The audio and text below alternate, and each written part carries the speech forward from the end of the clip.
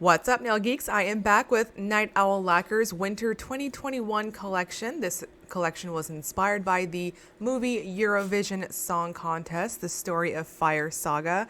If you have checked out my Fandom Flakies video, you know I kind of teased this collection a little bit. I love this movie so much. It's so good. If you are looking for a feel-good movie that's a little bit silly, highly recommend checking it out. So let's dive right into the swatches. First up is Play Yaya Ding Dong. This is a vibrant teal green linear holographic. On release, this one will be 12. I am so stinking glad that there's a polish with this name because I'm telling you, in the movie, I laughed so hard every time that guy was screaming this phrase. So this has a very linear holographic effect. I love this color so much. When I opened up my PR package, this was the one I was like, I need this on my nails immediately. And it did not disappoint. So this applies like a somewhat dense jelly, but it builds up very quickly to opacity. So I think 2 coats is going to be perfect for most. In the sunshine, this will absolutely light up with that rainbow holographic effect, and it just plumps out very nicely. Now this one does dry down semi-gloss. I think any top coat will be perfect for it. And again, it is just so satisfying on those brush strokes, especially for having quite a bit of a jelly lean. And next up is Where the Mountains Sing. This is an ethereal duochrome that shifts from mint green to lavender. On release, this one will be 10. So this has a very metallic-like feel on application, and for opacity, I'm going to suggest between 2 and 3 coats. Now this is positively loaded with that multi-chrome pigment, and I feel like it gives it this almost frosty sort of finish. So I'm gonna caution you guys and suggest going in very light on those brush strokes. Watching the playback on my video here, I do think I kind of accidentally overworked it a little bit on my 3rd coat. So I think to prevent that, just be real careful, especially if you have a free edge and you are capping off your free edge to increase the longevity of your mani. So you'll see it here in a moment on the 3rd coat that I kind of overworked it when I was capping my tip. So just wanted to throw that out there. Now in person, this has a very interesting sort of finish to it. I do agree with the description that it's got this very ethereal sort of look to it. In indoor lighting and bright lights, it does have this interesting silvery mint sort of appearance to it. And at angles, it easily shifts over to this very lovely lavender, sort of dusky lavender feel with it. Very, very interesting. Now, this one does dry down somewhat flat, but I think a glossy top coat is going to be perfect to finish it off. And next is Volcano Man. This is a light gray with red to gold shimmer, charcoal flakes, and holographic micro flakies.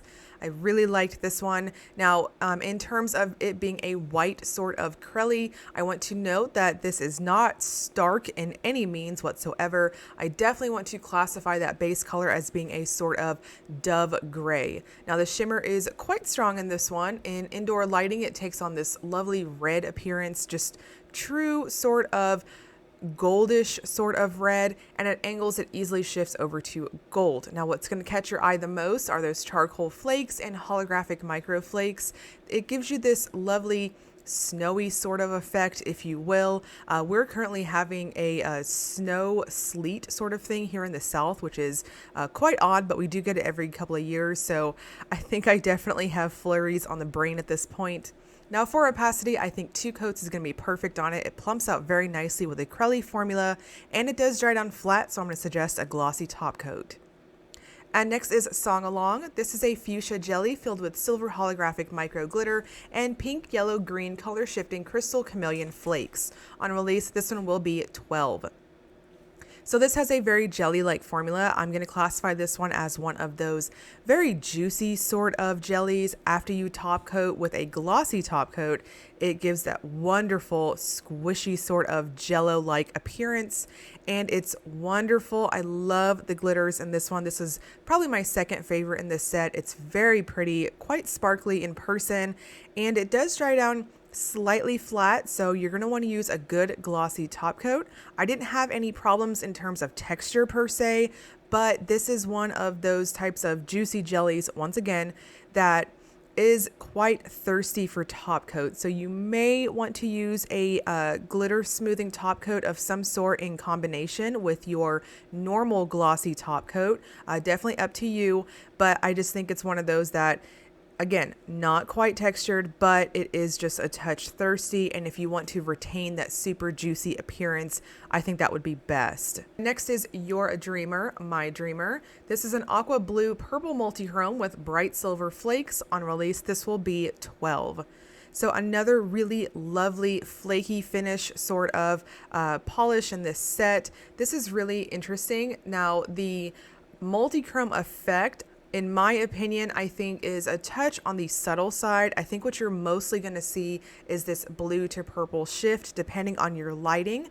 It's quite a bit on the somewhat vampy side as you build it up. For opacity, I think 2 coats is going to be perfect with it. Some of you with longer nails, or if you apply quite thin, you might want to do 3 thin coats, but this one evened out very well for me and I had no issues. So honestly, if you apply normally like myself, I think 2 coats would be perfect. Now, when you finish it off, it does have that lovely reflective sparkle from those silver sort of flakes, and it does dry down quite flat, so you're going to want to finish off with a good glossy top coat. I think on the full hand shot here, it's giving you a really good idea of that multi-chrome effect in person. Again, I personally think it's a touch on the subtle side. I mostly saw that blue to purple shift. And finally, we have I'm Checking You Out. This is a brown-based multi-chrome that shifts between pink to burgundy to copper. On release, this one will be 12. Another really pretty polish in this collection. I would classify this one as one of those warm sort of multi-chromes. I easily saw that pink to burgundy, and that angles, I also saw that copper. So very easy color roll with this one. I do think the video is being a pretty good representation of what I'm seeing in person. The formula is on the somewhat lighter side, but it does build up quite quickly to opacity. I personally found that 2 coats was perfect for it. It does have a little bit of a squish factor, so if you polish heavily, you might want to just go a little bit thinner on your coats and then go soft on your brush strokes to prevent any sort of potential streaking, and I think you'll be good to go. Now this dries down semi-flat, almost semi-gloss, almost kind of in between there, so I think any top coat will be perfect for it.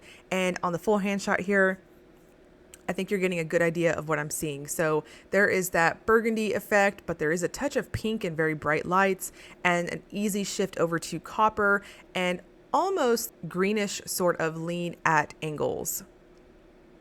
Now next we have the February cream of the month. This is Bruised Not Broken and is described as a dark bluish purple cream.